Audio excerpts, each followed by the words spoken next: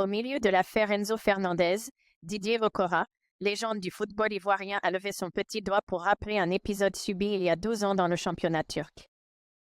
12 ans après, il revient sur sa vengeance contre Emre Belözoğlu, une riposte que ce dernier n'oubliera jamais. En 2012, lors d'un match entre Trabzonspor et Fenerbahçe, Didier Okora a été victime d'insultes racistes de la part d'Emre Belözoğlu. Ce dernier, capitaine de l'équipe nationale turque, a proféré des propos dégradants à l'encontre de l'ex-international ivoirien, le traitant de « sale nègre » et lui ordonnant de « retourner en Afrique ».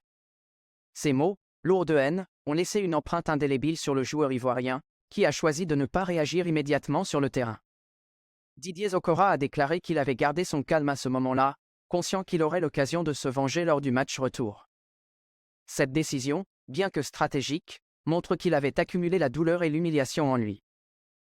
Au lieu de céder à la colère, il a planifié sa réponse que Emre Belözoğlu n'est pas prêt d'oublier. Ce qui me dérange le plus, c'est à quel point il est honteux pour un joueur qui a des coéquipiers africains comme le Sénégalais Moussa Sow et le Nigérian Joseph Yobo d'insulter un Africain d'une autre équipe, avait lâché Didier Okora en 2012. Lors du match retour, Didier Okora a décidé de faire entendre sa voix.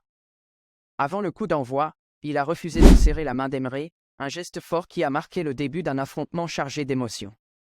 Sur le terrain, le « maestro », comme on l'appelle souvent, a infligé un coup dans la partie intime de Belözoğlu qu'il a laissé à terre, en proie à la douleur. « Il m'a donné un coup de pied directement dans les couilles. Grâce à Allah, j'ai un enfant, sinon je ne serais peut-être pas devenu père », a fulminé Emre Avatan, selon Goal. Son tacle aurait dû être un carton rouge et il aurait dû être suspendu. Pour 2 matchs. 2 ans plus tard, Emre a été condamné à 2 mois et demi de prison avec sursis à la suite de ses abus. C'était la première fois qu'un footballeur turc était condamné pour racisme. En 2024, Didier Okora a accepté de revenir sur cet incident marquant au lendemain de l'affaire Enzo Fernandez. Dans une interview qui circule sur les réseaux sociaux, l'ancien international ivoirien a expliqué comment il a su préparer sa vengeance. Et 12 ans après, il assure que Emre ne l'oubliera jamais. À l'époque, je savais que j'avais le match retour chez moi. Ce jour-là, le public me soutenait.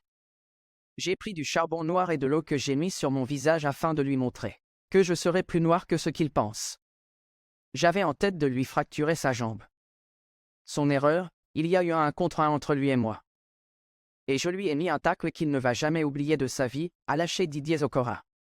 La sortie de Okora est avant tout un rappel poignant de la nécessité d'unir nos forces contre le racisme. Les instances sportives, les clubs et les supporters doivent travailler ensemble pour créer un environnement où de tels abus ne sont pas tolérés. Les sanctions doivent être plus sévères, et les campagnes de sensibilisation doivent être renforcées. Car, le football doit être un espace de respect et d'inclusivité. Les joueurs comme Okora, qui ont vécu des expériences traumatisantes, doivent être écoutés et soutenus. Leur combat contre le racisme est essentiel pour bâtir un avenir meilleur pour les générations futures. Didier Okora, ancien milieu défensif des Éléphants de la Côte d'Ivoire, est longuement revenu sur une affaire qui a touché les Ivoiriens et Didier Drogba, la star inconditionnelle du pays. Dans l'émission Une étoile, une histoire, largement relayée, l'ancien joueur de Tottenham a clarifié le bif avec le capitaine emblématique de la sélection sur le pénalty manqué à la 70e contre la Zambie en 2012. Il s'est excusé. Le football africain a une grande histoire. Avec des joueurs de renommée qui ont fait la pluie et le beau temps de leurs différentes sélections, beaucoup d'événements marquants restent gravés à jamais dans le marbre. Parlant d'événements, celui du 12 février 2012, précisément à la 70e minute de la finale de la CAN 2012 entre la Côte d'Ivoire et la Zambie, refait surface ces dernières heures. Alors que Didier Drogba avait l'occasion de mettre son équipe devant au score contre la surprenante équipe des Chipolopolo de la Zambie, l'emblématique joueur va envoyer le cuir hors du cadre. Le score est alors resté figé sur un score nul et vierge, dans la suite du temps réglementaire et dans les prolongations. Tout s'est joué dans les tirs au but. Malheureusement, dans cette séance fatidique, Touré Yaya et Gervinho vont manquer leur tentative contre celle de Calabar pour la victoire zambienne 8-7. Des années après cette finale amère pour les Ivoiriens, Didier Okora a balancé sur Fréquence 2 que Didier Drogba a subtilisé le pénalty de la 70e, qui revenait prétendument à Yaya Touré. C'était moi le préposé au penalty en première position et en deuxième c'est Salomon Kalou ou peut-être Yaya Touré, ça dépend de celui qui joue. Ce qui est bien dans ce milieu d'entraîneurs, c'est que tous les entraîneurs, avant les matchs, ont des fiches dans lesquelles ils font la présentation de leur équipe, définissent qui tire les corners, qui est à telle position sur les coups de pied arrêtés. Donc si Zawi a encore ses fiches, je pense que vous aurez la vérité. Ce n'est pas compliqué. A-t-il déclaré en 2020 sur les ondes de la radio ivoirienne. Dans le temps, l'affaire a fait beaucoup de bruit avec la réponse énigmatique de Drogba sur la révélation de son ancien coéquipier, qui l'accusait d'avoir pris le penalty qui ne lui revenait pas. 4 ans après ces accusations et cette réponse énigmatique qui ne devrait pas être dévoilée au public puisqu'étant des secrets de vestiaire, Didier Zokora a pris la parole pour clarifier les choses. Clarifiant son intervention sur Fréquence 2, celui qui compte 140 sélections avec les éléphants pour un but inscrit a tenu à présenter ses excuses à son ancien capitaine de la sélection. Mes 15 ans passés en sélection, je n'ai jamais été en porte-à-faux avec un partenaire, donc je pense que les coulisses des vestiaires sont importantes, a d'abord démarré Maestro dans l'émission Une étoile, une histoire. J'ai eu beaucoup de polémiques sur cette vidéo, le penalty raté de Drogba. Mais qu'est-ce qui s'est passé? Lors de l'émission, sur Fréquence 2, ils m'ont demandé ce qui m'a marqué en sélection en carrière, et j'ai répondu que la finale contre la Zambie. Pourquoi?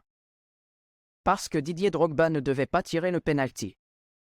Il y a Yaya Touré qui prend le ballon et lui, il dit « Donne-moi le ballon ». C'est normal, c'est le capitaine de la Côte d'Ivoire, c'est la hiérarchie.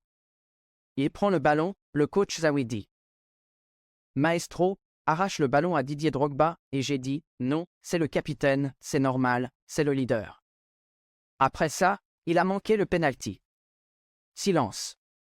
Drogba, c'est un grand frère, c'est un leader, je n'ai jamais voulu le dénigrer. A survolé l'ancien milieu du FC Séville avant de présenter ses excuses.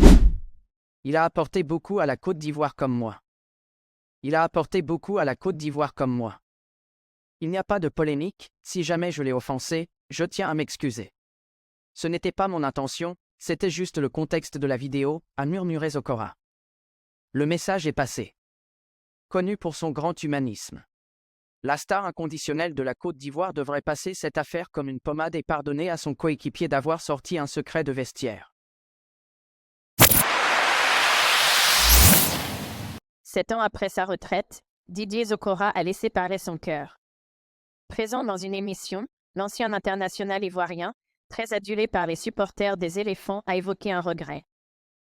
Il avoue n'avoir pas réussi à son rêve de gagner un ballon d'or, même s'il l'aurait mérité au vu de ce qu'il a accompli en tant qu'international ivoirien. La Côte d'Ivoire a connu de très grands joueurs surtout au début des années 2000. Avec des joueurs comme Didier Drogba, Yaya Touré, Didier Zokora, Salomon Kalou, la Côte d'Ivoire a réussi à se qualifier pour la Coupe du Monde en 2006. Et s'est imposée en Afrique comme l'une des grandes équipes de football avant de s'imposer face au Ghana à la CAN 2015. La Côte d'Ivoire a impressionné en Afrique sans pour autant se montrer décisive en finale de Coupe d'Afrique. On se rappelle des 2 finales de la Coupe d'Afrique des Nations perdues par la Côte d'Ivoire de Didier Drogba pour voir notamment à quel point cette génération a bataillé dur pour arriver au sommet. Mais si un joueur ivoirien s'est démarqué du lot, c'est bien évidemment Didier Zokora, Maestro. Il est à ce jour le joueur ivoirien le plus capé de l'histoire. À la retraite depuis plusieurs années, Didier Zokora multiplie les sorties médiatiques en Côte d'Ivoire. On l'a notamment vu et entendu lors de la récente Coupe d'Afrique des Nations organisée par la Côte d'Ivoire en janvier 2024. Mais aujourd'hui, Didier Zokora a eu l'honneur de parler de son parcours de footballeur lors d'une émission. Une étoile, une histoire. Après avoir évoqué le racisme qu'il a subi en 2012 en Turquie, Didier Zokora a lâché un regret qu'il trimballe depuis qu'il a pris sa retraite. En effet, l'ancien international ivoirien, plus capé de l'histoire des éléphants, a laissé entendre qu'il méritait un ballon d'or africain. Étant gamin, mon rêve c'était de porter les couleurs orange, blanc et vert. Et j'ai eu la chance de participer à 5 Coupes d'Afrique et 3 Coupes du Monde. Tout en étant le joueur le plus capé de la sélection. Pour moi, c'est une fierté. Ça vaut un ballon d'or. Je pense que je suis le digne ambassadeur de la Côte d'Ivoire sur tous les plans, a-t-il déclaré et relayé par Yop. Durant sa génération, le ballon d'or africain était partagé par des attaquants. De Samuel Eto'o à Didier Drogba en passant par Frédéric Kanouté et Emmanuel Adebayor, tous ces attaquants ont été primés par la CAF avec le Ballon d'Or. Le seul non-attaquant qui a réussi à créer la surprise est Yaya Touré. Passé notamment par le FC Barcelone et Manchester City, Yaya Touré a non seulement réussi à briser le mythe pour soulever le Ballon d'Or africain, mais il a surtout établi un record monumental en soulevant le trophée 4 fois consécutives. De cette génération glorieuse, Didier Zokora ne pouvait pas prétendre à un Ballon d'Or africain bien qu'il soit un immense joueur. Excellent à la récupération. Il fait le travail de l'ombre qu'on ne voit pas forcément. Généralement, dans le football, ce sont les joueurs qui se montrent décisifs comme les attaquants, certains milieux comme Yaya Touré qui sont mis en avant pour les titres individuels. Quoi qu'il en soit, Didier Zokora reste une légende ivoirienne et même sans le Ballon d'Or, il a réussi à écrire son histoire en lettres d'or.